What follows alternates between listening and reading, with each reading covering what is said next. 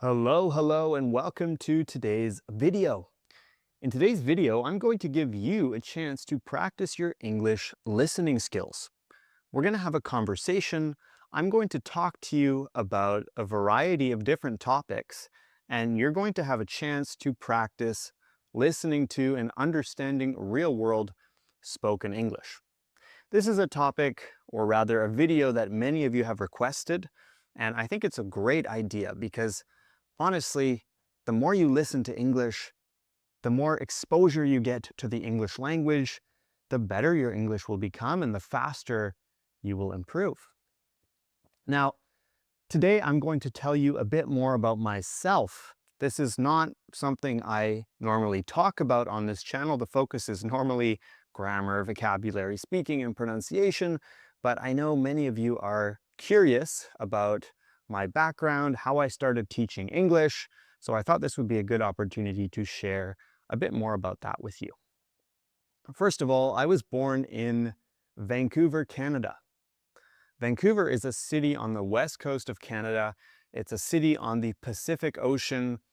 Very beautiful place. If you've ever been to Vancouver or you've ever seen photographs of Vancouver, I'm sure you will agree with me. We have the mountains, we have the ocean, we have beaches, we have forest, we have incredible nature, very close to the city. So I grew up here and I've been exposed to nature. I've done outdoor activities since I was a kid, and it's something that I still enjoy today. I like going for hikes. I like going skiing in the winter. I like going sailing. I like taking advantage of all the activities that this city has to offer. I don't know about you. Let me know in the comments, which city are you from? What do you have to offer? Or rather, what does your city have to offer? Do you have outdoor sports? Do you have any attractions that are of interest? What do you like about your city? Is it hot? Is it cold? In Vancouver, the weather is actually not too bad. You probably think of Canada and you think of the snow, you think of the cold, you think of minus 40 degrees in the winter. And it's true that Canada is a cold country. It gets really snowy in the east and the north. But in my part of Canada, in the west, it's actually quite mild. The winters are not too snowy. And at least in Vancouver, because we're right on the ocean, it doesn't snow that much. It's quite rainy in the winter. November is not a great month in this city. It's very rainy, it's very dark, it's very gray, which is fine for a week or two, but after a while, it gets quite tiring. It gets a bit depressing at times. But the summers here are beautiful. We have the ocean, as I mentioned, we have beaches, we have a lot of different things you can do. You can take advantage of the nature right next door to the city, and summer is just a great time to visit. So if you're ever thinking of visiting Vancouver, definitely come in the summer. January is also nice, especially if you like to ski. We have some great ski resorts and ski hills very close to the city. About 2 hours north, we have Whistler. Whistler is a world famous ski resort. I think it's actually the largest ski resort in North America. We hosted the Olympics in 2010, not 2020. We had the Olympics in 2010, and they were hosted in Vancouver, but part of the Olympics were also held in Whistler, about 2 hours north of Vancouver. I remember I went to a hockey game during the Olympics. That was 2010, so 16 years ago, so quite some time ago, but I do remember going to a hockey game. I think it was one of the finals. I can't quite remember it. It's all a bit of a blur. It happened quite a long time ago. Canada is quite good at the Winter Olympics, as I'm sure you can imagine. The Winter Olympics are definitely our strength. Let me know in the comments as well, is the national team in your country better suited to the Summer or the Winter Olympics? Some countries are hot. Australia, I think they're quite good at the Summer Olympics. Some countries are, of course, cold, like Canada. We're better at the Winter Olympics. Okay, I was born and raised in Vancouver, and then I moved to Europe. I spent quite a few years in Europe. Believe it or not, I actually studied piano. I play piano. Piano is one of my hobbies now, but at the time I was studying it at university professionally. And I discovered in Austria that I liked teaching English. I liked helping people improve their English. So I came back to Canada and I started posting on social media. This would have been 2023. So 3 years ago, 3.5 years ago at this point, I started posting some grammar lessons, some tips and tricks on vocabulary, idioms, slang, that kind of thing. As I'm sure you know, you've seen my videos, probably. If this is your first video, then welcome to the channel. Make sure to subscribe to English at the Ready here on YouTube. But yeah, one thing led to another, and here I am today. I started some online programs. We teach English in our online programs. I also work with teachers from the UK and the US. At this point, we've helped over 3,000 students in our online programs. This is something I'm incredibly proud of. We have an amazing community. We have incredibly motivated students and learners from all over the world who are professional, they're disciplined, they want to be there, they want to improve their English. And honestly, that's what I love about the community the most, because to be honest, working with people who are disciplined, who are motivated, who want to improve their English is something that is very enjoyable. It's very refreshing. I love the energy we have in the community and in the classes. So if you are a professional and you are looking to improve your English for work and for daily life, then I'd love to invite you to click the link in the description below to learn more about our programs. We have group classes on Zoom, we have private lessons, we have video lessons, we have a community, and we have a support circle to help you become more fluent in English, whether that's for work, for the IELTS exam, for daily life, for moving to a new country, whatever it may be, we can help you. So just click the link in the description below if you want to learn more. Teaching English is great because I can meet people, and I have met people from all over the world, from all different walks of life, who have different life experience than I do, who have different perspectives, different insights, and all around different outlooks on the world, which is incredibly valuable to me because one of the things I really believe in is learning from others who have done different things than you have, learning from other people who have more life experience than you, because we're not alone on this planet. Everything you want to achieve has probably already been done before. And if you want to learn about how to do something, what better way to learn about it than from somebody who's already done it? Learning a language is a lot like learning any other skill.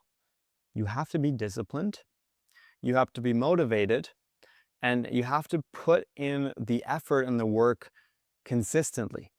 It's not something that you can do overnight. It's not something that you can do for a week and then expect to magically become fluent. It's something you have to dedicate a significant amount of time to. It's like any skill, any sport, any instrument. If you play an instrument like I do, you might have heard of the 10,000 hour rule. I think it was coined by the author Malcolm Gladwell. He said that you need to spend 10,000 hours on a skill to truly master it. And you know, I don't know if that's exactly or entirely accurate. It might be more than 10,000 hours. It might be a bit less than 10,000 hours, but that's a good target. 10,000 hours, can't even say that today. 10,000 hours is a good amount of time to budget to truly master a skill. The other thing is the students we have in our programs are learning English for all sorts of different reasons.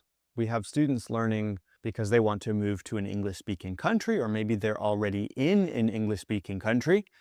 We have students who are learning for the IELTS exam. We have students who are learning for their careers, because English is a global language. It's a truly international language. So if you want to advance your career, you do most likely need to learn English to a high level, or at least a level where you can communicate effectively with your colleagues and your peers and your international partners. English is also very, very useful for travel. And travel is something that I really, really enjoy. I've traveled all over Europe. I love Europe. Right now I'm in Canada, but I would like to travel more to Africa, to the Middle East, to Asia, to Australia, to South America, anywhere really. I'd love to see more of the world because I think, as I said earlier, travel is one of the best ways to expand your horizons and to get new perspectives and insights on the world. One of the experiences I would really like to have is a safari in Africa. I'd love to go on safari. I'd love to see the giraffes, the zebras, the elephants, rhinos, all the wild animals in Africa. In Canada, we do have quite a few wild animals like bears, cougars. Oh, by the way, did you know the cougar has the most names of any animal in English?